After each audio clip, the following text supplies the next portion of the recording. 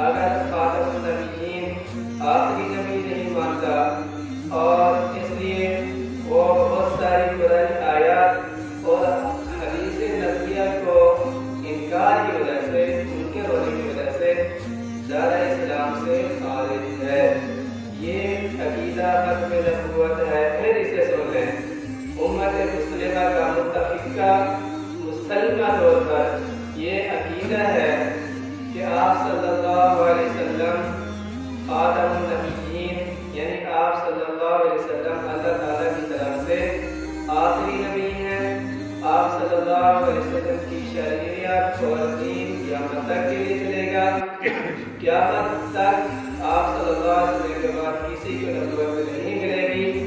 کوئی شخص آپ صلی اللہ علیہ وسلم کے خاتم النبیین ہونے کا انکار کرتا ہے تو بہت ساری آیات قرآنیہ اور حدیث نبویہ کے انکار کی وجہ سے دار اسلام سے خارج ہے۔